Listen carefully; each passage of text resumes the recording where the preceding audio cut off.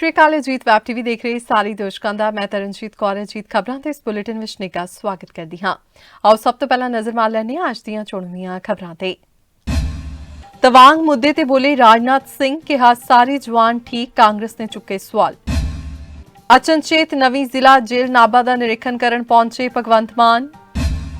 ਜਥੇਦਾਰ ਰਣਜੀਤ ਸਿੰਘ ਬ੍ਰਹਮਪੁਰਾ ਦਾ ਦੇਹਾਂਤ, ਅਕਾਲੀ ਦਲ ਵੱਲੋਂ ਦੁੱਖ ਦਾ ਪ੍ਰਗਟਾਵਾ। ਸ਼੍ਰੋਮਣੀ ਕਮੇਟੀ ਨੇ ਗੁਰੂ ਸਾਹਿਬਾਨ ਅਤੇ ਉਹਨਾਂ ਦੇ ਪਰਿਵਾਰਕ ਮੈਂਬਰਾਂ ਸੰਬੰਧੀ ਫਿਲਮਾਂ ਤੇ ਲਗਾਈ ਪਾਬੰਦੀ। ਤੇ ਠੰਡ ਦੇ ਬਾਵਜੂਦ ਦੂਜੇ ਦਿਨ ਵੀ ਪਾਣੀ ਵਾਲੀ ਟੈਂਕੀ ਤੇ ਡਟੇ ਰਹੇ ਜਲ ਸਪਲਾਈ ਠੇਕਾ ਕਾਮੇ। ਤੇ ਹੁਣ ਇਹਨਾਂ ਖਬਰਾਂ ਦਾ ਵਿਸਥਾਰ ਤੇ ਕੁਝ ਹੋਰ ਖਬਰਾਂ। ਅਰੁਣਾਚਲ ਪ੍ਰਦੇਸ਼ ਦੇ ਤਵਾਂਗ ਵਿੱਚ 9 ਦਸੰਬਰ ਨੂੰ ਭਾਰਤ ਅਤੇ ਚੀਨ ਦੇ ਸੈਨਿਕਾਂ ਵਿਚਾਲੇ ਝੜਪ ਹੋਈ ਸੀ। 17,000 ਫੁੱਟ ਦੀ ਉਚਾਈ ਤੇ ਸਥਿਤ ਭਾਰਤੀ ਚੌਂਕੀ ਨੂੰ ਹਟਾਉਣ ਲਈ 300 ਚੀਨੀ ਸੈਨਿਕਾਂ ਨੇ ਘੁਸਪੈਠ ਦੀ ਕੋਸ਼ਿਸ਼ ਕੀਤੀ। ਇਹ ਪੋਸਟ ਯਾਂਗਸਤੇ ਦੇ ਵਿੱਚ ਹੈ। ਇਸ ਦੌਰਾਨ ਭਾਰਤੀ ਜਵਾਨਾਂ ਨੇ ਚੀਨੀਆਂ ਨੂੰ ਭਜਾ ਦਿੱਤਾ। ਇਸ ਦੇ ਨਾਲ ਹੀ ਰੱਖਿਆ ਮੰਤਰੀ ਰਾਜਨਾਥ ਸਿੰਘ ਨੇ ਘਟਨਾ ਦੇ 5 ਦਿਨ ਬਾਅਦ ਲੋਕ ਸਭਾ ਵਿੱਚ ਇਸ ਘਟਨਾ ਤੇ 3 ਮਿੰਟ ਤੱਕ ਜਵਾਬ ਦਿੱਤਾ। ਉਨ੍ਹਾਂ ਕਿਹਾ ਸਾਡੇ ਜਵਾਨਾਂ ਨੂੰ ਕੋਈ ਗੰਭੀਰ ਸੱਟ ਨਹੀਂ ਲੱਗੀ ਹੈ ਤੇ ਨਾ ਹੀ ਕੋਈ ਮਾਰਿਆ ਗਿਆ ਹੈ। ਕਰੀਬ 1 ਘੰਟੇ ਬਾਅਦ ਚੀਨ ਨੇ ਵੀ ਬਿਆਨ ਦਿੱਤਾ, ਪਰ ਉਸਨੇ ਤਵਾਂਗ ਦਾ ਨਾਂ ਵੀ ਨਹੀਂ ਲਿਆ ਤੇ ਇਨ੍ਹਾਂ ਕਿਹਾ ਕਿ ਭਾਰਤੀ ਸਰਹੱਦ ਤੇ ਸਥਿਤੀ ਸਥਿਰ ਹੈ। ਇਹ ਵੀ ਜਾਣਕਾਰੀ ਮਿਲੀ ਹੈ ਕਿ ਭਾਰਤ ਦੇ ਜਵਾਬੀ ਹਮਲੇ ਤੋਂ ਬਾਅਦ 11 ਦਸੰਬਰ ਨੂੰ ਫਲੈਗ ਮੀਟਿੰਗ ਹੋਈ ਅਤੇ ਇਸ ਮੁੱਦੇ ਨੂੰ ਸ਼ਾਂਤ ਕੀਤਾ ਗਿਆ। ਫਿਲਹਾਲ ਦੋਹਾਂ ਦੇਸ਼ਾਂ ਦੀਆਂ ਫੌਜਾਂ ਵਿਵਾਦਿਤ ਸਥਾਨ ਤੋਂ ਪਿੱਛੇ ਹਟ ਗਈਆਂ ਹਨ। ਉੱਥੇ ਇਸ ਮੁੱਦੇ ਤੇ ਕਾਂਗਰਸ ਨੇ ਵੀ ਸਰਕਾਰ ਨੂੰ ਘੇਰਿਆ ਹੈ। भारत में चीन के दूतावास ने पूरे अरुणाचल और पूरे नेपाल पर दावा कर दिया। वो उनकी शोध का विषय था क्या? अगर शोध हुई तो उसका नतीजा क्या हुआ? 25 मई 2007 को चीन ने कांग्रेस के ही मुख्यमंत्री दोरजी खंडू को वीजा देने से इनकार कर दिया, क्योंकि ये तो हमारा ही हिस्सा है अरुणाचल। ये भी शोध किया गया क्या? 13 अक्टूबर 2009 को मनमोहन सिंह की अरुणाचल यात्रा पर चीन ने आपत्ति जताई, वो आपने जांच किया है क्या? और 2010 में चीन ने जम्मू कश्मीर के लोगों को स्टेपल वीजा जारी करने की प्रथा शुरू की, ये भी क्या आपका शोध का विषय था? 2011 में कांग्रेस सरकार ने चीन की धमकी के बाद हमारे रोड और वाइटल बॉर्डर इंफ्रास्ट्रक्चर्स का निर्माण डैम चौक में रोक दिया। ये क्यों रोका गया, इसकी भी शोध की है। मैं कांग्रेस पार्टी को पूछना चाहता हूं, ये दोगला रवैया जनता के सामने नहीं चलता है। जनता सब देख रही है। आपके परिवार द्वारा चलाया गया फाउंडेशन, उसका FCRA रजिस्ट्रेशन चीन की दूतावास से मिले हुए अनुदान से समाप्त हुआ है। आपके ही समय में हजारों किलोमीटर भूमि अवैध रूप से हमसे हड़प ली गई है। आपके ही समय में हमें मिली हुई सुरक्षा परिषद की सदस्यता आपने निजी संबंधों को बनाने के लिए चीन की भेंट कर दी है। ये सारी जनता ये सभी विषयों को जानती है। मैं इतना स्पष्ट कहना चाहता हूं कि भारतीय जनता पार्टी की सरकार है, नरेंद्र मोदी इसके प्रधानमंत्री है, और जब तक भारतीय जनता पार्टी की मोदी सरकार चल रही है, 1 इंच जमीन पर भी कोई कब्जा नहीं कर सकता। अपने सेना के जवानों ने जो 8 की देर रात को और 9 की सुबह को जो वीरता दिखाई है, मैं इसकी भूरी भूरी प्रशंसा करता हूं। इन्होंने घुसे हुए सभी लोगों को कुछ ही घंटों में वापस खदेड़ दिया और हमारी भूमि का रक्षण किया। ने बहादुरी से PLA को हमारी टेरिटरी में अतिक्रमण करने से रोका और उन्हें उनकी पोस्ट पर वापस जाने के लिए मजबूर कर दिया। इस झड़प में दोनों ओर के कुछ सैनिकों को चोटें भी आई हैं और मैं इस सदन को अवगत कराना चाहता हूं कि हमारे किसी भी सैनिक की न तो मृत्यु हुई है और न ही कोई गंभीर रूप से घायल हुआ है। हमारी सेनाएं हमारी भौमिक अखंडता को सुरक्षित रखने के लिए पूरी तरह से प्रतिबद्ध। 9 दिसंबर 2022 को PLA ट्रुप्स ने तवांग सेक्टर के यांगसे एरिया में लाइन ऑफ एक्चुअल कंट्रोल पर अतिक्रमण कर स्टेटस को एक तरफा बदलने का प्रयास किया। चाइना के इस प्रयास का हमारी सेना ने दृढ़ता के साथ सामना किया है अध्यक्ष महोदय, और इस फेस ऑफ में हाथापाई भी हुई है। भारतीय सेना ने बहादुरी से PLA को हमारी टेरिटरी में अतिक्रमण करने से रोका और उन्हें उनकी पोस्ट पर वापस जाने के लिए मजबूर कर दिया। अध्यक्ष महोदय, इस झड़प में दोनों ओर के कुछ सैनिकों को चोटें भी आई हैं और मैं इस सदन को अवगत कराना चाहता हूं कि हमारे किसी भी सैनिक की न तो मृत्यु हुई है और न ही कोई गंभीर रूप से घायल हुआ है। इंडियन मिलिट्री कमांडर्स के टाइमली इंटरवेंशन के कारण पीएलए सोल्जर्स अपनी लोकेशंस पर वापस चले गए। अध्यक्ष महोदय, और इस घटना के पश्चात एरिया के लोकल कमांडर ने 11 दिसंबर 2022 को अपने चाइनीज काउंटर पार्ट के साथ स्थापित व्यवस्था के तहत एक फ्लैग मीटिंग की और इस घटना पर चर्चा की। चीनी पक्ष को इस तरह के एक्शन के लिए मना किया गया और सीमा पर शांति बनाए रखने के लिए कहा गया। इस मुद्दे को चीनी पक्ष के साथ कूटनीतिक स्तर पर भी उठाया गया है। अध्यक्ष महोदय, मैं इस सदन को आश्वस्त करना चाहता हूं कि हमारी सेनाएं हमारी भौमिक अखंडता को सुरक्षित रखने के लिए पूरी तरह से प्रतिबद्ध हैं और इसके खिलाफ किसी भी प्रयास को रोकने के लिए सदैव तत्पर है हमारी भारत की सेना। और मुझे विश्वास है कि यह सदन हमारी सेनाओं की वीरता और साहस को एक स्वर से समर्थन देगा। और अध्यक्ष महोदय, मैं पूरी तरह से आश्वस्त हूं कि यह संसद बिना किसी संशय के भारत की सेना की क्षमता, शौर्य, पराक्रम व प्रतिबद्धता का भी अभिनंदन करेगा। ਪੰਜਾਬ ਦੇ ਮੁੱਖ ਮੰਤਰੀ ਭਗਵੰਤ ਮਾਨ ਅੱਜ ਅਚਨਚੇਤ ਹੈਲੀਕਾਪਟਰ ਰਾਹੀਂ ਨਾਭਾ ਵਿਖੇ ਪਹੁੰਚੇ ਅਤੇ ਉਨ੍ਹਾਂ ਵੱਲੋਂ ਸਿੱਧੇ ਹੀ ਨਾਭਾ ਦੀ ਨਵੀਂ ਜ਼ਿਲ੍ਹਾ ਜੇਲ੍ਹ ਵਿੱਚ ਜਾ ਕੇ ਨਿਰੀਖਣ ਕੀਤਾ ਗਿਆ। ਇਸ ਮੌਕੇ ਭਗਵੰਤ ਮਾਨ ਨੇ ਕਿਹਾ ਕਿ ਜੇਲ੍ਹਾਂ ਦੇ ਸੁਧਾਰ ਲਈ ਅਤੇ ਜ਼ਿਲ੍ਹੇ ਵਿੱਚ ਕੀ ਕਮੀਆਂ ਹਨ, ਉਸ ਦੇ ਸਬੰਧ ਵਿੱਚ ਅਸੀਂ ਜ਼ਿਲ੍ਹਾ ਜੇਲ੍ਹ ਵਿੱਚ ਅਚਨਚੇਤ ਚੈਕਿੰਗ ਕੀਤੀ ਹੈ। ਉਨ੍ਹਾਂ ਕਿਹਾ ਜੇਲ੍ਹਾਂ ਵਿੱਚ ਬਹੁਤ ਕਮੀਆਂ ਹਨ ਅਤੇ ਉਸ ਨੂੰ ਦੂਰ ਕਰਨ ਲਈ ਸਰਕਾਰ ਵਚਨਬੱਧ ਹੈ ਅਤੇ ਜਲਦੀ ਹੀ ਉਨ੍ਹਾਂ ਕਮੀਆਂ ਨੂੰ ਦੂਰ ਕੀਤਾ ਜਾਵੇਗਾ। ਅੱਜ ਨਾਭਾ ਜੇਲ੍ਹ ਦੇ ਵਿੱਚ ਨਿਰੀਖਣ ਕਰਨ ਲਈ ਅਸੀਂ ਪਹੁੰਚੇ ਹਾਂ। ਪਟਿਆਲੇ ਦਾ ਪ੍ਰਸ਼ਾਸਨ, ਡਿਪਟੀ ਕਮਿਸ਼ਨਰ ਔਰ ਚੀਨਾ ਸਾਹਿਬ ਜੋ ਆਈਜੀ ਨੇ, ਨਾਲ ਐਸਟੀਐਮ ਨਾਭਾ ਤੇ ਸਾਰਾ ਪ੍ਰਸ਼ਾਸਨ। ਜੇਲ੍ਹ ਦੇ ਵਿੱਚ ਕੋਈ ਕਮੀ, ਕੋਈ ਟੈਕਨੋਲੋਜੀ ਪੱਖੋਂ ਕੋਈ ਕਮੀ ਹੋਵੇ, ਅਸੀਂ ਉਹਦੇ ਬਾਰੇ ਜੇਲ੍ਹ ਸੁਪਰਡੈਂਟ ਨੂੰ ਪੁੱਛਿਆ। ਉਹਨਾਂ ਨੇ ਇੱਕ ਦੋ ਕਮੀਆਂ ਦੱਸੀਆਂ ਕਿ ਬਾਹਰੋਂ ਥਰੋਇੰਗ ਜਿਹੜੀ ਹੁੰਦੀ ਹੈ ਕੋਈ ਸਮਾਨ ਦੀ, ਉਹਦੇ ਲਈ ਅਸੀਂ ਹੋਰ ਜ਼ਿਆਦਾ CCTV ਚਾਹੀਦੇ ਆ ਤਾਂ ਕਿ ਅਸੀਂ ਕੰਟਰੋਲ ਕਰ ਸਕੀਏ, ਕਿਉਂਕਿ ਜੇਲ੍ਹ ਦੀ ਬਾਉਂਡਰੀ ਦੇ ਨਾਲ ਹੀ ਪਬਲਿਕ ਦੀ ਪ੍ਰਾਪਰਟੀ ਸ਼ੁਰੂ ਹੋ ਜਾਂਦੀ ਹੈ। ਕੋਈ ਖੇਤ ਆ ਜਾਂਦੇ ਤਾਂ ਸ਼ਰਾਰਤੀ ਅਨਸਰ ਜਿਹੜੇ ਉਹਦਾ ਫਾਇਦਾ ਉਠਾ ਜਾਂਦੇ ਨੇ। ਅਤੇ ਜੇਲ੍ਹ ਦੇ ਵਿੱਚ ਇੱਕ ਲੈਬ ਟੈਸਟ ਵਾਸਤੇ ਮੈਡੀਕਲੀ ਅਤੇ ਇੱਕ ਲੈਬ ਅਸਿਸਟੈਂਟ ਜਿਹੜਾ, ਉਹਦੀ ਵੀ ਉਹਨਾਂ ਨੇ ਮੰਗ ਕੀਤੀ ਹੈ। ਕੈਦੀਆਂ ਨੂੰ ਵੀ ਮਿਲਿਆ ਮੈਂ। ਥਾਪਰ ਕਾਲਜ ਨੇ ਕੁਝ ਕੰਪਿਊਟਰ ਡੋਨੇਟ ਕੀਤੇ ਨੇ ਅਤੇ ਬਹੁਤ ਸਾਰੇ ਕੈਦੀ ਜਿਹੜੇ ਨੇ ਉਹ ਕੰਪਿਊਟਰ 'ਤੇ ਇੱਕ ਟੀਚਰ ਹੈ ਕੰਪਿਊਟਰ ਦਾ, ਉਹ ਉਹਨਾਂ ਨੂੰ ਜਿਹੜਾ ਹੈ ਉਹ ਕੰਪਿਊਟਰ ਦੀਆਂ ਕਲਾਸਾਂ ਲਾਉਂਦਾ ਤਾਂ ਕਿ ਦੇਖੋ ਸਦਾ ਤਾਂ ਉਹਨਾਂ ਨੇ ਰਹਿਣਾ ਨਹੀਂ ਇੱਥੇ, ਕੋਈ ਮਾੜਾ ਟਾਈਮ ਕਈ ਵਾਰੀ ਹੋ ਜਾਂਦਾ ਇੱਦਾਂ ਦਾ। ਪਰਮਾਤਮਾ ਅੱਗੇ ਅਰਦਾਸ ਕਰਦੇ ਹਾਂ ਜਲਦੀ ਉਹ ਆਪਣੇ ਪਰਿਵਾਰਾਂ 'ਚ ਜਾਣ, ਪਰ ਇਸ ਟਾਈਮ ਨੂੰ ਉਹ ਜ਼ਿੰਦਗੀ ਦਾ ਵੇਸਟ ਟਾਈਮ ਨਾ ਮੰਨਣ ਕਿ ਖਰਾਬ ਹੋ ਗਿਆ ਤਾਂ ਟਾਈਮ। ਇੱਥੋਂ ਕੁਝ ਗ੍ਰੈਜੂਏਸ਼ਨ ਦੇ ਵੀ 25 ਦੇ ਕਰੀਬ ਗ੍ਰੈਜੂਏਸ਼ਨ 'ਚ ਵੀ ਜਿਹੜੇ ਇੰਪਲਾਈ ਹੋਏ ਨੇ।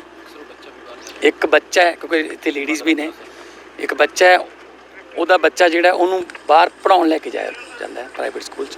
ਇੱਕ ਵੈਨ ਜਾਂਦੀ ਹੈ, ਵੈਨ ਹੀ ਉਹਨੂੰ ਲੈ ਕੇ ਆਉਂਦੀ ਹੈ। ਅਤੇ ਕੈਦੀਆਂ ਨੂੰ ਵੀ ਮਿਲਿਆ ਮੈਂ, ਉਹਨਾਂ ਨੇ ਵੀ ਕਈ ਕਹਿੰਦੇ ਸਾਡੀ ਜ਼ਮਾਨਤ ਜਿਹੜੀ ਹੈ ਉਹਦਾ ਬੌਂਡ ਰੁਕਿਆ ਪਿਆ ਹੈ। ਬਾਕੀ ਤਾਂ ਓਵਰਆਲ ਉਹਨਾਂ ਨੇ ਇਹੀ ਕਿਹਾ ਕਿ ਤੁਸੀਂ ਆ ਗਏ, ਸਾਡੇ ਲਈ ਤਾਂ ਅੱਧਾ ਦੁੱਖ ਤਾਂ ਇਸੇ ਨਾਲ ਕੱਟਿਆ ਗਿਆ। ਸੋ ਅਸੀਂ ਕੋਈ ਇਹਨਾਂ ਦੇ ਦੁਸ਼ਮਣ ਨਹੀਂ ਹੈਗੇ। ਅਸੀਂ ਚਾਹੁੰਦੇ ਹਾਂ ਇਹ ਵਾਪਸ ਸਮਾਜ ਦੇ ਵਿੱਚ ਜਾਣ, ਬਲਕਿ ਜੇ ਇਹ ਜਾ ਕੇ ਬਾਹਰ ਦੱਸਣਗੇ ਕਿ ਜੇਲ੍ਹ ਹੀ ਹੁੰਦੀ ਹੈ, ਅੱਜ ਨਹੀਂ ਤਾਂ ਕੱਲ੍ਹ ਨੂੰ ਤੁਸੀਂ ਬਾਹਰ ਰਹਿ ਕੇ ਕਿਸੇ ਸ਼ਾਰਟ ਵੇ ਆਫ ਸਕਸੈਸ ਜਾਂ ਸ਼ਾਰਟ ਮਨੀ, ਈਜ਼ੀ ਮਨੀ ਦੇ ਚੱਕਰਾਂ 'ਚ ਕੋਈ ਗਲਤੀ ਕਰੋਗੇ, ਫੜੇ ਜਾਓਗੇ ਪਰਿਵਾਰ ਦੇ ਵਿੱਚ ਇੱਕ ਰੋਟੀ ਘੱਟ ਖਾ ਲਓਗੇ ਉਹ ਜ਼ਿਆਦਾ ਸਕੂਨ ਦਿੰਦੀ ਹੈ। ਜੇਲ੍ਹ ਹੀ ਹੁੰਦੀ ਹੈ। ਕਿਸੇ ਟਾਈਮ ਨਾਭਾ ਬ੍ਰੇਕ ਜੇਲ੍ਹ ਵੀ ਚਰਚਾ ਦੇ ਵਿੱਚ ਰਹੀ ਹੈ। ਸੁਰੱਖਿਆ ਅੱਜ ਕੱਲ੍ਹ ਕਿਹੋ ਜਿਹੀ ਹੈ ਇਸ ਜੇਲ੍ਹ ਦੀ? ਸੁਰੱਖਿਆ ਪੱਖੋਂ ਤਾਂ ਖੈਰ ਸਾਰੇ ਅਸੀਂ ਮੈਂ ਸੈਟੀਸਫਾਈਡ ਹਾਂ। ਹੋਰ ਵੀ ਜੇ ਇਹਨਾਂ ਨੂੰ ਚਾਹੀਦੀ ਟੈਕਨੋਲੋਜੀ ਤਾਂ ਅਸੀਂ ਇਹਨਾਂ ਨੂੰ ਜਿਹੜਾ ਉਹ ਦੇਵਾਂਗੇ। ਔਰ ਸਮੇਂ-ਸਮੇਂ 'ਤੇ ਜੇਲ੍ਹ ਮੰਤਰੀ ਸਾਹਿਬ ਵੀ ਇੱਥੇ ਆ ਚੁੱਕੇ ਨੇ। CGM ਵੀ ਜਿਹੜੇ ਨੇ ਉਹ ਵਿਜ਼ਿਟ ਕਰਦੇ ਰਹਿੰਦੇ ਨੇ। ਅਤੇ ਅਸੀਂ ਚਾਹੁੰਦੇ ਹਾਂ ਕਿ ਜੇਲ੍ਹਾਂ ਦੀ ਸੁਰੱਖਿਆ ਵੀ ਪੁਖਤਾ ਹੋਵੇ, ਪਰ ਉਹਨਾਂ ਦੇ ਜਿਹੜੇ ਅੰਦਰ ਜਿਹੜੇ ਸਜ਼ਾ ਕੱਟ ਰਹੇ ਨੇ ਉਹਨਾਂ ਨੂੰ ਉੱਥੇ ਕੋਈ ਅਣਮਨੁੱਖੀ ਵਿਹਾਰ ਉਹਨਾਂ ਨਾਲ ਜੇਲ੍ਹ 'ਚ ਚੈਂਬਰਾਂ ਦੀ ਬਹੁਤ ਘੱਟ ਹੈ ਜੀ। ਜਦੋਂ ਕਿ ਹੁਣ 5G ਵੀ 5G ਆ ਗਿਆ ਤੇ ਹੁਣ 4G ਚੱਲ ਰਿਹਾ, ਉਦੋਂ ਨੂੰ ਟੈਕਨੋਲੋਜੀ ਹੁਣ ਵੱਧ ਰਹੀ ਆ ਗਈ, ਚੈਂਬਰਾਂ ਦੀ ਬਹੁਤ ਘੱਟ ਆ। ਨਹੀਂ ਜੀ, ਉਹ ਘਾਟਾਂ ਪਹਿਲਾਂ ਹੀ ਸਰਕਾਰਾਂ ਨੇ ਰੱਖੀਆਂ ਹੋਈਆਂ ਨੇ। ਅਸੀਂ ਬਿਲਕੁਲ ਹਾਈਟੈਕ ਜੇਲ੍ਹਾਂ ਜਿਹੜਾ ਕਰਾਂਗੇ ਤਾਂ ਕਿ ਜੇਲ੍ਹਾਂ ਦੇ ਵਿੱਚੋਂ ਕੋਈ ਕ੍ਰਾਈਮ ਨਾ ਹੋਵੇ, ਅੰਦਰੋਂ ਕ੍ਰਾਈਮ ਨਾ ਹੋਵੇ ਕੋਈ, ਕਿ ਅੰਦਰੋਂ ਆਰਡਰ ਦਿੱਤੇ ਜਾ ਰਹੇ ਨੇ, ਬਾਹਰ ਕੋਈ ਕ੍ਰਾਈਮ ਹੋ ਰਿਹਾ।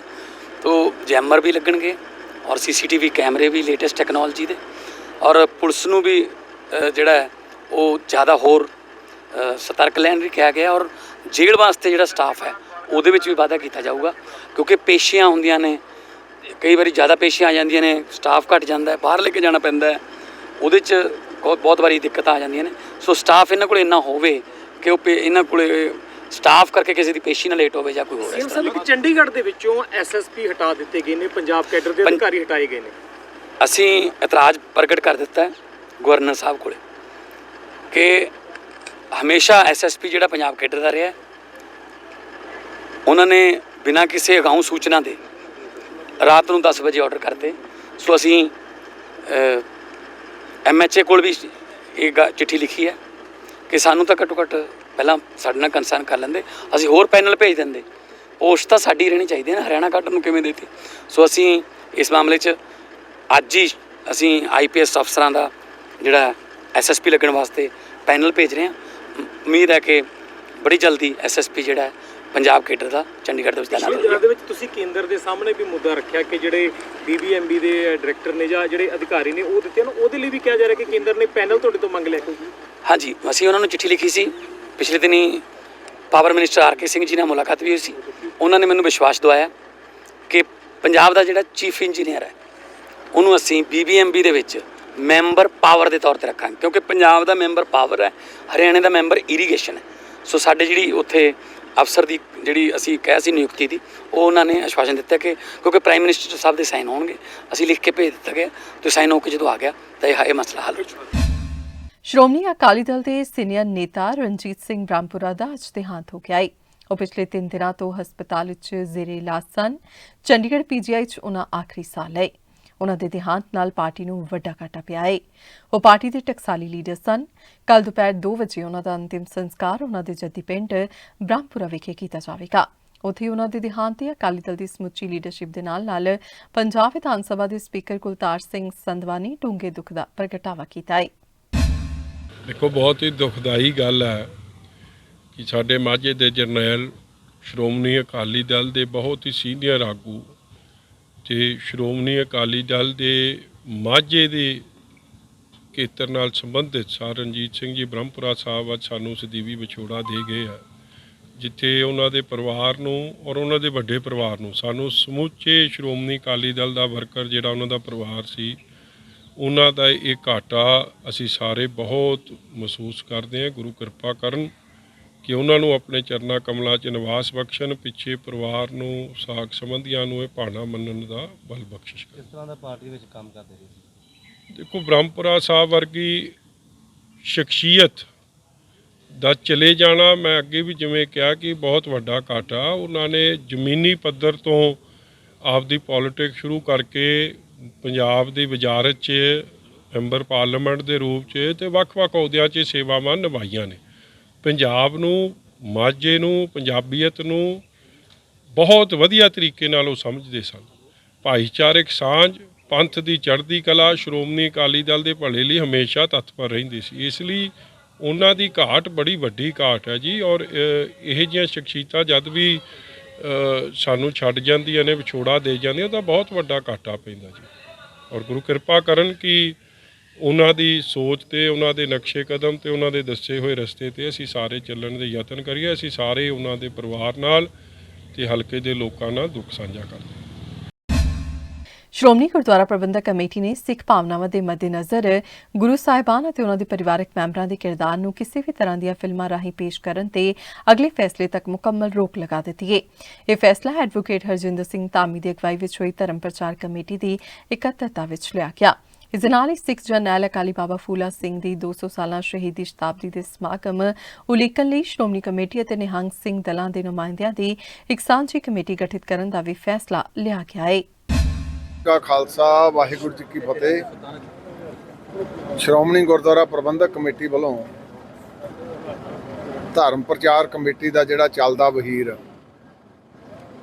ਉਹ ਲੰਬੇ ਅਰਸੇ ਤੋਂ ਇਸ ਧਰਮ ਦੇ ਪ੍ਰਚਾਰ ਦੇ ਖੇਤਰ ਦੇ ਵਿੱਚ ਬਹੁਤ ਵੱਡਾ ਆਪਣਾ ਯੋਗਦਾਨ ਪਾ ਰਿਹਾ, ਕਿਉਂਕਿ ਲੰਬੇ ਅਰਸੇ ਤੋਂ ਬਹੁਤ ਲੋਕਾਂ ਦੀਆਂ ਇਹ ਕਨਸੋਆਂ ਚੱਲਦੀਆਂ ਸੀ ਜੀ ਭਈ ਧਰਮ ਪਰਿਵਰਤਨ ਬਹੁਤ ਵੱਡਾ ਹੋ ਰਿਹਾ, ਪਰ ਉਹਦੇ ਸਾਰਥਕ ਤੌਰ ਤੇ ਸਾਡੇ ਕੋਲ ਵੱਡੇ ਨਤੀਜੇ ਵੀ ਸਾਹਮਣੇ ਆਏ ਆ। ਅਸੀਂ ਬਾਰਡਰ ਏਰੀਆ ਦੇ ਵਿੱਚ ਲਗਭਗ 125 ਵਲੰਟੀਅਰ ਜਿਹੜੇ ਸਾਡੇ ਵੱਖ-ਵੱਖ ਮਿਸ਼ਨਾਂ 'ਚੋਂ ਪੜ੍ਹ ਕੇ ਆਏ ਉਹ ਭਰਤੀ ਕੀਤੇ ਸੀ। ਸਪੈਸ਼ਲ ਉਹਨਾਂ ਨੂੰ ਅਲਾਉਂਸ 7000 ਰੁਪਇਆ ਮਹੀਨਾ ਦਿੱਤਾ ਜਾਂਦਾ ਔਰ ਉਹ ਘਰ ਦੇ ਵਿੱਚ ਜਾ ਕੇ ਮਹੱਲੇ 'ਚ ਜਾ ਕੇ ਪਿੰਡਾਂ ਦੇ ਵਿੱਚ ਜਾ ਕੇ ਵੱਡੇ ਪੱਧਰ ਤੇ ਧਰਮ ਦਾ ਪ੍ਰਚਾਰ ਤੇ ਪ੍ਰਸਾਰ ਦੀ ਉਹ ਸਾਰੇ ਕਥਾ ਕੀਰਤਨ ਰਾਹੀਂ ਲੋਕਾਂ ਦੇ ਘਰਾਂ ਦੇ ਵਿੱਚ ਜਾ ਕੇ ਸਾਹਿਬਜ਼ਾਦਿਆਂ ਦੇ ਨਾਮ 10 ਗੁਰੂ ਸਾਹਿਬਾਨ ਦੇ ਨਾਮ ਅੰਮ੍ਰਿਤ ਵੇਲੇ ਦਾ ਨਿਤਨੇਮ ਜਪਜੀ ਸਾਹਿਬ ਦੀ ਸੰਥਿਆ ਇਤਿਆਦਿਕ ਸਾਰੇ ਕਾਰਜਾਂ ਦੇ ਵਿੱਚ ਉਹ ਆਪਣਾ ਵੱਡਾ ਯੋਗਦਾਨ ਪਾ ਰਹੇ ਆ। ਸੋ ਉਹਨਾਂ ਦੀ ਸਹੂਲਤ ਵਾਸਤੇ ਧਰਮ ਪ੍ਰਚਾਰ ਕਮੇਟੀ ਵੱਲੋਂ ਇਹ ਇੱਕ ਟੈਂਪੂ ਟਰੈਵਲ ਜਿਹੜਾ ਉਹ ਉਹਨਾਂ ਨੂੰ ਦਿੱਤਾ ਜਾ ਰਿਹਾ ਤਾਂ ਕਿ ਟੀਮ ਵਰਕ ਹੋ ਕੇ ਵੱਡੇ ਪੱਧਰ ਤੇ ਇਹ ਪ੍ਰਸਾਰ ਸਾਰਾ ਕਰਨ। ਧਰਮ ਪ੍ਰਚਾਰ ਕਮੇਟੀ ਵੱਲੋਂ ਪਿਛਲੇ ਸਾਲ ਅਮਰ ਸੰਚਾਰ ਦੇ ਵਿੱਚ ਲਗਭਗ 65000 ਪ੍ਰਾਣੀ ਉਹ ਗੁਰੂ ਵਾਲੇ ਬਣੇ।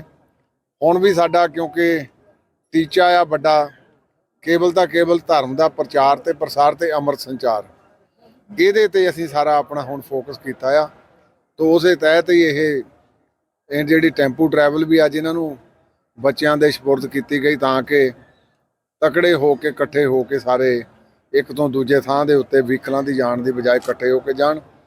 ਤੇ ਧਰਮ ਪ੍ਰਚਾਰ ਕਮੇਟੀ ਵੱਲੋਂ ਆਉਂਦੇ ਮਹੀਨੇ ਅਸੀਂ ਵੱਡੇ ਪੱਧਰ ਦੇ ਉੱਤੇ, ਕਿਉਂਕਿ ਸ਼ਹੀਦੀ ਦਿਹਾੜੇ ਵੀ ਆ ਜਾਣੇ ਆ, ਉਹ ਤੋਂ ਬਾਅਦ ਫਿਰ ਸਾਡੇ ਮਾਘੀ ਦਾ ਜਿਹਨੂੰ ਆਪਾਂ ਪਵਿੱਤਰ ਦਿਹਾੜਾ ਕਹਿੰਦੇ ਆ ਉਹ ਵੀ ਆਪਾਂ ਮਨਾਉਣਾ ਸਾਰਿਆਂ ਨੇ।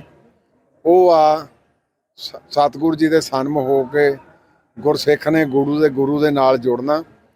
ਜੇ ਕਿਤੇ ਮਾੜੀ ਮੋਟੀ ਅਵੱਗਿਆ ਵੀ ਕਰ ਜਾਵੇ ਗੁਰੂ ਫੇਰ ਵੀ ਆਪਣੇ ਸਿੱਖ ਨੂੰ ਉਡੀਕਦਾ ਰਹਿੰਦਾ। ਸੋ ਸਾਰੇ ਕਾਰਜਾਂ ਵਾਸਤੇ ਧਰਮ ਪ੍ਰਚਾਰ ਕਮੇਟੀ ਇਹ ਅੱਜ ਜਿਹਦੀ ਮੀਟਿੰਗ ਵੀ ਚੇਚੇ ਤੌਰ ਦੇ ਉੱਤੇ ਹੋਈ ਆ, ਇਹਨਾਂ ਸਾਰਿਆਂ ਧਰਮ ਪ੍ਰਚਾਰ ਦੀ ਲਹਿਰ ਅੰਮ੍ਰਿਤ ਸੰਚਾਰ ਦੀ ਲਹਿਰ ਨੂੰ ਪ੍ਰਚੰਡ ਕਰਨ ਲਈ ਜਿਹੜੀ ਆ ਉਹ ਵਚਨਬੱਧ ਆ। ਤਾਂ ਉਹਦੇ ਤਹਿਤ ਹੀ ਇਹ ਪ੍ਰਚਾਰ ਹੋਰ ਤੇਜ਼ ਕਰਨ ਲਈ ਇਹ ਅੱਜ ਜਿਹੜੀ ਟੈਂਪੂ ਟਰੈਵਲ ਭੇਟ ਕੀਤੀ ਹੈ ਜਾਂ ਸਰਦਾਰ ਬਲਵਿੰਦਰ ਸਿੰਘ ਕਾਲਮਾ, ਸਾਡੇ ਸਤਿਕਾਰ ਸਕੱਤਰ ਸਾਹਿਬ, ਬੀਬੀ ਮਨਜੀਤ ਕੌਰ ਜੀ, ਜਿਹੜੇ ਇੱਧਰਲੇ ਪਾਸਿਓਂ ਸਾਡੇ ਇਹ ਧਰਮ ਪ੍ਰਚਾਰ ਦੀ ਬਤੌਰ ਪ੍ਰਚਾਰਕ ਵੀ ਸਾਡੇ ਸ਼੍ਰੋਮਣੀ ਗੁਰਦੁਆਰਾ ਪ੍ਰਬੰਧਕ ਕਮੇਟੀ ਉਹ 'ਚ ਯੋਗਦਾਨ ਪਾਉਂਦੇ। ਉੱਥੇ ਸਮੁੱਚੇ ਤੌਰ ਤੇ ਸਾਰੀ ਧਰਮ ਪ੍ਰਚਾਰ ਕਮੇਟੀ ਸਾਰੇ ਸੱਤੋਂ ਦੇ ਸੱਤੇ ਮੈਂਬਰ ਉਹ ਵੀ ਆਪਣਾ ਇਹਦੇ ਵਿੱਚ ਯੋਗਦਾਨ ਪਾਉਂਦੇ ਆ।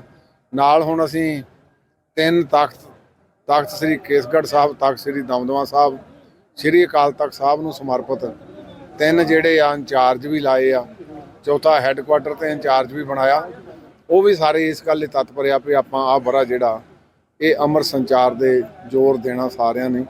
ਸੋ ਇਹ ਅੱਜ ਸਾਨੂੰ ਸਾਰਿਆਂ ਨੂੰ ਮਾਣ ਵੀ ਆ ਵੀ ਜਿਹੜੇ ਨਵੇਂ ਬੱਚੇ ਵਲੰਟੀਅਰ ਆ ਉਹ ਸਿਪਾਹੀ ਦੇ ਤੌਰ ਤੇ ਨਹੀਂ, ਇੱਕ ਜਿਹਦਾ ਟਿੱਡੀ ਦਲ ਹੁੰਦਾ ਐਵੇਂ ਨਗਰਾਂ ਵਿੱਚ ਜਾਂਦੇ ਆ। ਇਹ ਵੀ ਸਤਿਗੁਰੂ ਜੀ ਨੇ ਉਹਨਾਂ ਕੋਲੋਂ ਸੇਵਾ ਲੈਣੀ ਤੇ ਸ਼੍ਰੋਮਣੀ ਗੁਰਦੁਆਰਾ ਪ੍ਰਬੰਧਕ ਕਮੇਟੀ ਦਾ ਇੱਕ ਸਾਡਾ ਅਹਿਮ ਅੰਗ ਆ। ਵਾਹਿਗੁਰੂ ਜੀ ਕਾ ਖਾਲਸਾ, ਵਾਹਿਗੁਰੂ ਜੀ। ਆਪਣੀਆਂ ਮੰਗਾਂ ਨੂੰ ਲੈ ਕੇ ਜਲ ਸਪਲਾਈ ਕਾਮੇ ਮੰਗਲਵਾਰ ਨੂੰ ਦੂਜੇ ਦਿਨ ਵੀ ਠੰਡ ਦੇ ਬਾਵਜੂਦ ਪਾਣੀ ਵਾਲੀ ਟੈਂਕੀ ਤੇ ਡਟੇ ਰਹੇ। ਟੈਂਕੀ ਹੇਠਾਂ ਬਾਕੀ ਮੁਲਾਜ਼ਮ ਆਪਣੇ ਪਰਿਵਾਰਾਂ ਸਮੇਤ ਧਰਨਾ ਦਿੰਦੇ ਦਿਖਾਈ ਦਿੱਤੇ। ਠੇਕਾ ਮੁਲਾਜ਼ਮਾਂ ਨੇ ਐਲਾਨ ਕੀਤਾ ਹੈ ਕਿ ਜਦੋਂ ਤੱਕ ਉਨ੍ਹਾਂ ਦੀਆਂ ਮੰਗਾਂ ਨਹੀਂ ਮੰਨੀਆਂ ਜਾਂਦੀਆਂ ਉਦੋਂ ਤੱਕ ਉਹ ਟੈਂਕੀ ਤੋਂ ਹੇਠਾਂ ਨਹੀਂ ਉਤਰਨਗੇ। ਵਿਭਾਗ ਦੇ ਠੇਕਾ ਕਾਮੇ ਸੋਮਵਾਰ ਨੂੰ ਪਾਣੀ ਵਾਲੀ ਟੈਂਕੀ ਤੇ ਚੜ੍ਹੇ ਸਨ। ਕਿਸੇ ਵੀ ਪ੍ਰਸ਼ਾਸਨਿਕ ਅਧਿਕਾਰੀ ਜਾਂ ਸਰਕਾਰੀ ਨੁਮਾਇੰਦੇ ਵੱਲੋਂ ਉਨ੍ਹਾਂ ਦੀ ਸਾਰ ਨਾ ਲਏ ਜਾਣ ਕਾਰਨ ਮੁਲਾਜ਼ਮਾਂ ਵਿੱਚ ਸਖਤ ਰੋਸ ਪਾਇਆ ਜਾ ਰਿਹਾ ਹੈ।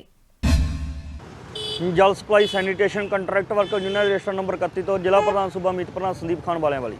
ਕੀ ਕਹਿਣਾ ਚਾਹੂੰਗਾ ਜਿਹੜੇ ਛੋਟੇ ਬਾਟਰ ਟੈਂਕੀ ਤੇ ਚੜੇ ਹੋਏ? ਅੱਜ ਸਾਡਾ ਬਠਿੰਡੇ ਜ਼ਿਲ੍ਹੇ ਦੇ ਵੱਲੋਂ ਦੂਜੇ ਦਿਨ ਦੇ ਵਿੱਚ ਧਰਨਾ ਜਾਰੀ ਹੈ। ਟੈਂਕੀਆਂ ਦੇ ਕੱਲ੍ਹ ਦੇ ਸਾਥੀ ਚੜੇ ਹੋਏ ਹੈਗੇ ਔਰ ਨੀਚੇ ਸਾਡਾ ਪਰਿਵਾਰਾਂ ਦੇ ਬੱਚਾ ਸਮੇਤ ਧਰਨਾ ਚੱਲ ਰਿਹਾ ਹੈ। ਇਹ 4 ਤੋਂ 5 ਮਹੀਨੇ ਹੋ ਗਏ ਸਾਡੀਆਂ ਤਨਖਾਹਾਂ ਜਿਹੜੀਆਂ ਨਹੀਂ ਮਿਲ ਰਹੀਆਂ। HOD ਮੋਹਾਲੀ ਤੇ ਪੰਜਾਬ ਸਰਕਾਰ ਦੇ ਵੱਲੋਂ ਫੰਡ ਨਹੀਂ ਜਾਰੀ ਕੀਤੇ ਜਾ ਰਹੇ। ਇੱਥੇ ਜਿਹੜੇ ਸਾਡੇ ਕਾਰਜਕਾਰੀ ਇੰਜੀਨੀਅਰ ਬੈਠੇ ਇਹਨਾਂ ਕੋਲੇ DDO ਪਾਵਰ ਹੈਗੀਆਂ।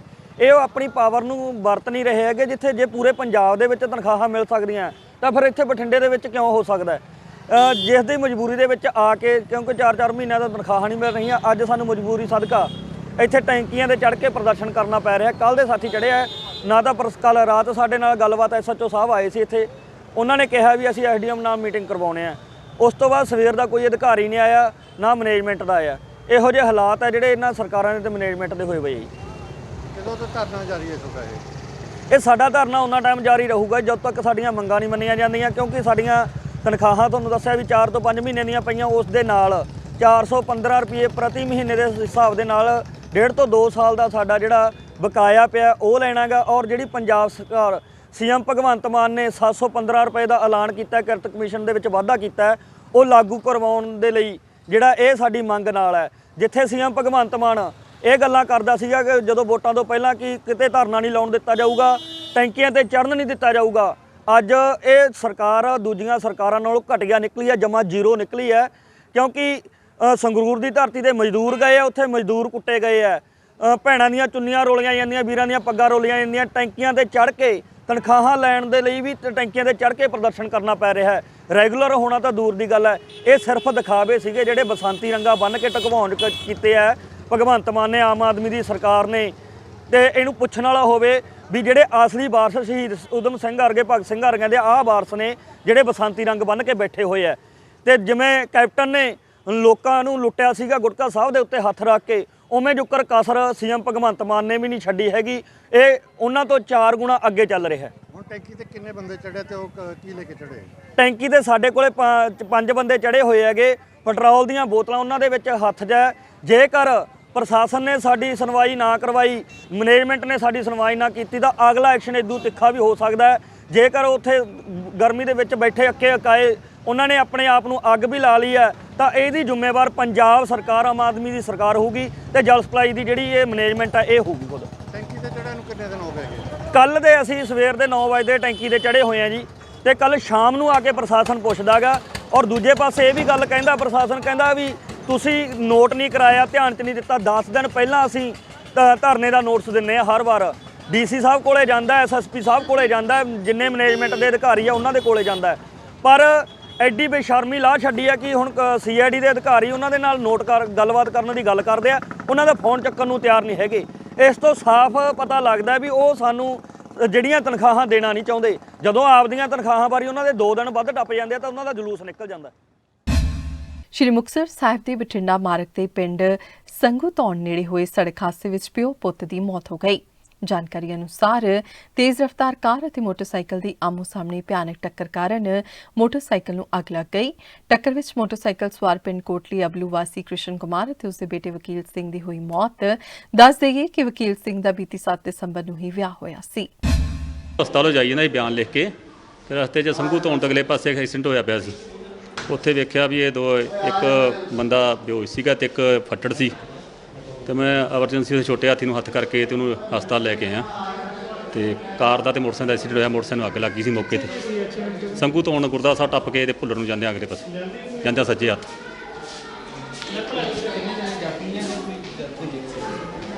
ਨਹੀਂ ਮੈਂ ਨਹੀਂ ਕਿਹਾ, ਡਾਕਟਰ ਸਾਹਿਬ ਕਹਿਣਗੇ ਵੀ ਕੀ ਹੋਇਆ। ਮੈਂ ਤਾਂ ਇੱਥੇ ਲੈ ਆਂਦੇ ਇੱਥੇ, ਉਸ ਤੋਂ ਬਾਅਦ ਡਾਕਟਰ ਸਾਹਿਬ ਦੱਸਣਗੇ ਵੀ ਕੀ ਹੋਇਆ। ਪੰਜਾਬ ਵਿੱਚੋਂ ਪ੍ਰਾਈਵੇਟ ਬੱਸ ਮਾਫੀਆ ਜੜੋਂ ਖਤਮ ਕਰਨ ਦੇ ਵਾਅਦੇ ਨਾਲ ਸੱਤਾ ਦੀ ਕਮਾਨ ਸੰਭਾਲਣ ਵਾਲੀ ਮੁੱਖ ਮੰਤਰੀ ਭਗਵੰਤ ਮਾਨ ਦੀ ਸਰਕਾਰ ਨੇ ਇੱਕ ਹੋਰ ਅਹਿਮ ਫੈਸਲਾ ਲੈਂਦਿਆਂ ਇੰਟਰਸਟੇਟ ਰੂਟਾਂ ਤੇ ਨਿੱਜੀ ਬੱਸਾਂ ਦਾ ਏਕਾਧਿਕਾਰ ਖਤਮ ਕਰ ਦਿੱਤਾ ਹੈ। ਟਰਾਂਸਪੋਰਟ ਮੰਤਰੀ ਲਾਲਜੀਤ ਸਿੰਘ ਭੁੱਲਰ ਨੇ ਦੱਸਿਆ ਕਿ ਪਿਛਲੀਆਂ ਸਰਕਾਰਾਂ ਦੇ ਕਾਰਜਕਾਲ ਦੌਰਾਨ ਆਪਣੀ ਨਿੱਜੀ ਕਾਰੋਬਾਰ ਨੂੰ ਚਲਾਉਣ ਦੀ ਸੌੜੀ ਨੀਤੀ ਤਹਿਤ ਸਕੀਮਾਂ ਬਣਾਈਆਂ ਗਈਆਂ ਸਨ, ਜਿਸ ਨੂੰ ਹੁਣ ਬਰਦਾਸ਼ਤ ਨਹੀਂ ਕੀਤਾ ਜਾਵੇਗਾ। ਕੈਬਨਿਟ ਮੰਤਰੀ ਨੇ ਦੱਸਿਆ ਕਿ ਪੰਜਾਬ ਟਰਾਂਸਪੋਰਟ ਸਕੀਮ 2018 ਵਿੱਚ ਸੋਧ ਕਰਕੇ ਇਸ ਨੂੰ ਪੰਜਾਬ ਟਰਾਂਸਪੋਰਟ ਸੋਧ ਸਕੀਮ 2022 ਕਰ ਦਿੱਤਾ ਗਿਆ ਹੈ। ਹਰਿਆਣਾ ਸਿੱਖ ਗੁਰਦੁਆਰਾ ਪ੍ਰਬੰਧਕ ਕਮੇਟੀ ਦੇ ਨਵਨਿਯੁਕਤ 38 ਮੈਂਬਰਾਂ ਤੇ ਮੁੱਖ ਮੰਤਰੀ ਹਰਿਆਣਾ ਦੀ ਹਾਜ਼ਰੀ ਵਿੱਚ ਜਥੇਦਾਰ ਬਲਜੀਤ ਸਿੰਘ ਦਾਦੂਵਾਲ ਨੇ ਪ੍ਰਧਾਨਗੀ ਤੋਂ ਅਸਤੀਫਾ ਦੇ ਦਿੱਤਾ ਹੈ। ਹਰਿਆਣਾ ਦੇ ਮੁੱਖ ਮੰਤਰੀ ਮਨੋਹਰ ਲਾਲ ਖੱਟਰ ਅਤੇ ਨਵਨਿਯੁਕਤ ਮੈਂਬਰਾਂ ਨੇ ਨਵੇਂ ਪ੍ਰਧਾਨ ਦੀ ਚੋਣ ਤੱਕ ਜਥੇਦਾਰ ਦਾਦੂਵਾਲ ਨੂੰ ਹੀ ਕਾਰਜਕਾਰੀ ਪ੍ਰਧਾਨ ਬਣੇ ਰਹਿਣ ਦਾ ਐਲਾਨ ਕੀਤਾ ਹੈ। ਸੁਪਰੀਮ ਕੋਰਟ ਦੀ ਜੱਜ ਜਸਟਿਸ ਬੇਲਾ ਐਮ ਤ੍ਰਿਵੇਦੀ ਨੇ ਜਬਰ ਜਨਾਹ ਅਤੇ ਕਤਲ ਕੇਸ ਦੇ 11 ਦੋਸ਼ੀਆਂ ਦੀ ਸਮੇਂ ਤੋਂ ਪਹਿਲਾਂ ਰਿਹਾਈ ਨੂੰ ਚੁਣੌਤੀ ਦੇਣ ਵਾਲੀ ਗੁਜਰਾਤ ਦੰਗਿਆਂ ਦੀ ਪੀੜਿਤ ਬਿਲਕਿਸ ਬਾਨੋ ਦੀ ਪਟੀਸ਼ਨ ਤੇ ਸੁਣਵਾਈ ਤੋਂ ਆਪਣੇ ਆਪ ਨੂੰ ਵੱਖ ਕਰ ਲਿਆ ਹੈ। ਜਸਟਿਸ ਅਜੇ ਰਸਤੋਗੀ ਅਤੇ ਜਸਟਿਸ ਬੇਲਾ ਐਮ ਤ੍ਰਿਵੇਦੀ ਦੇ ਬੈਂਚ ਦੇ ਸਾਹਮਣੇ ਮੰਗਲਵਾਰ ਨੂੰ ਜਿਵੇਂ ਹੀ ਮਾਮਲੇ ਦੀ ਸੁਣਵਾਈ ਸ਼ੁਰੂ ਹੋਈ ਤਾਂ ਜਸਟਿਸ ਰਸਤੋਗੀ ਨੇ ਕਿਹਾ ਕਿ ਉਹਨਾਂ ਦੀ ਭੈਣ ਜਸਟਿਸ ਤ੍ਰਿਵੇਦੀ ਇਸ ਮਾਮਲੇ ਦੀ ਸੁਣਵਾਈ ਨਹੀਂ ਕਰਨਾ ਚਾਹੁੰਦੀ। ਇਸ ਦੇ ਨਾਲ ਹੀ ਜਸਟਿਸ ਰਸਤੋਗੀ ਦੀ ਅਗਵਾਈ ਵਾਲੇ ਬੈਂਚ ਨੇ ਇਹ ਮਾਮਲਾ ਉਸ ਬੈਂਚ ਦੇ ਸਾਹਮਣੇ ਸੂਚੀਬੱਧ ਕਰਨ ਦਾ ਹੁਕਮ ਦਿੱਤਾ ਜਿਸ ਵਿੱਚ ਕੋਈ ਵੀ ਜੱਜ ਸ਼ਾਮਲ ਨਹੀਂ ਸੀ। ਹਾਲਾਂਕਿ ਬੈਂਚ ਨੇ ਜਸਟਿਸ ਤ੍ਰਿਵੇਦੀ ਦੇ ਕੇਸ ਤੋਂ ਵੱਖ ਹੋਣ ਦਾ ਕੋਈ ਕਾਰਨ ਨਹੀਂ ਦੱਸਿਆ। ਸ਼੍ਰੀ ਮੁਕਤਸਰ ਸਾਹਿਬ ਪੁਲਿਸ ਨੇ ਗੈਂਗਸਟਰ ਲਾਰੈਂਸ ਬਿਸ਼ਨੋਈ ਨੂੰ ਅੱਜ 6 ਦਿਨ ਦਾ ਰਿਮਾਂਡ ਪੂਰਾ ਹੋਣ ਤੇ ਸ਼੍ਰੀ ਮੁਕਤਸਰ ਸਾਹਿਬ ਦੀ ਮਾਣਯੋਗ ਅਦਾਲਤ ਵਿੱਚ ਪੇਸ਼ ਕੀਤਾ, ਜਿੱਥੇ ਗੈਂਗਸਟਰ ਲਾਰੈਂਸ ਬਿਸ਼ਨੋਈ ਨੂੰ ਮਾਣਯੋਗ ਅਦਾਲਤ ਵਿੱਚ ਪੇਸ਼ ਕਰਕੇ 3 ਦਿਨਾਂ ਦੇ ਰਿਮਾਂਡ ਤੇ ਲਿਆ ਗਿਆ ਹੈ। ਲਾਰੈਂਸ ਨੂੰ 16 ਦਸੰਬਰ ਨੂੰ ਸ਼੍ਰੀ ਮੁਕਤਸਰ ਸਾਹਿਬ ਵਿਖੇ ਦੁਬਾਰਾ ਪੇਸ਼ ਕੀਤਾ ਜਾਵੇਗਾ। ਦੱਸ ਦੇਈਏ ਕਿ ਪੁਲਿਸ ਨੇ ਅੱਜ 8 ਦਿਨਾਂ ਦੇ ਰਿਮਾਂਡ ਦੀ ਮੰਗ ਕੀਤੀ ਸੀ, ਜਿਸ ਤੇ ਮਾਣਯੋਗ ਅਦਾਲਤ ਨੇ 3 ਦਿਨ ਦਾ ਰਿਮਾਂਡ ਮਨਜ਼ੂਰ ਕਰ ਲਿਆ। ਪੁਲਿਸ ਨੇ ਗੈਂਗਸਟਰ ਲਾਰੈਂਸ ਬਿਸ਼ਨੋਈ ਨੂੰ 2021 ਦੇ ਵਿਰੋਧੀ ਮਾਮਲੇ ਵਿੱਚ ਲਿਆਂਦਾ ਹੈ। ਇਹ ਮੁਕੱਦਮਾ ਨੰਬਰ 67/21 ਥਾਣਾ ਸਿਟੀ ਸ੍ਰੀ ਮੁਕਤਸਰ ਦਾ ਵਿੱਚ ਦਰਜ ਹੋਇਆ ਸੀ, ਜਿਹਦੇ ਵਿੱਚ ਲਾਰੈਂਸ ਬਿਸ਼ਨੋਈ ਬਾਈ ਨੇਮ ਦੋਸ਼ੀ ਸੀਗਾ। ਇਹਨੂੰ ਅਸੀਂ ਮਿਤੀ 8 ਤਰੀਕ ਨੂੰ ਪਹਿਲਾਂ ਕੋਰਟ ਸੀਜਨ ਪੇਸ਼ ਕਰਕੇ 13 ਤਰੀਕ ਤੱਕ ਪੁਲਿਸ ਰਿਮਾਂਡ ਲਿਆ ਸੀ। ਅੱਜ ਜਿਹੜਾ ਪੁਲਿਸ ਰਿਮਾਂਡ ਖਤਮ ਹੋਣ ਤੋਂ ਬਾਅਦ ਦੁਬਾਰਾ ਕੋਰਟ 'ਚ ਪੇਸ਼ ਕੀਤਾ ਗਿਆ, ਜਿੱਥੇ ਅਸੀਂ 8 ਦਿਨ ਦੀ ਜਿਹੜੀ ਡਿਮਾਂਡ ਕੀਤੀ ਸੀ, ਲੇਕਿਨ ਸਾਨੂੰ ਜਿਹੜਾ 4 ਦਿਨ ਦਾ 16 ਤਰੀਕ ਤੱਕ ਜਿਹੜਾ ਪੁਲਿਸ ਰਿਮਾਂਡ ਅੱਜ ਸਾਨੂੰ ਮਿਲਿਆ। ਹੋਰ ਸਾਹਮਣੇ ਨਹੀਂ, ਅਜੇ ਤਫਤੀਸ਼ ਚੱਲ ਰਹੀ ਹੈ। ਉਹ ਇੱਕ ਦੋਸ਼ੀ ਪਹਿਲਾਂ ਇਹ 'ਚ ਦਮਨਪ੍ਰੀਤ ਗ੍ਰਿਫਤਾਰ ਹੋ ਚੁੱਕਾ ਹੈ, ਅੱਗੇ ਫਰਦਰ ਇਨਵੈਸਟੀਗੇਸ਼ਨ ਜਾਰੀ ਹੈ। Thank you. ਤੇ ਇਸ ਦੇ ਨਾਲ ਹੀ ਅਜੀਤ ਖਬਰਾਂ ਦਾ ਬੁਲੇਟਿਨ ਖਤਮ ਹੋਇਆ। ਨਵੀਆਂ ਤੇ ਤਾਜ਼ਾ ਤਰੀਨ ਖਬਰਾਂ ਲੈ ਕੇ ਫਿਰ ਤੋਂ ਹਾਜ਼ਰ ਹੋਵਾਂਗੇ। ਤਦ ਤੱਕ ਲਈ ਦਿਓ ਇਜਾਜ਼ਤ। ਧੰਨਵਾਦ।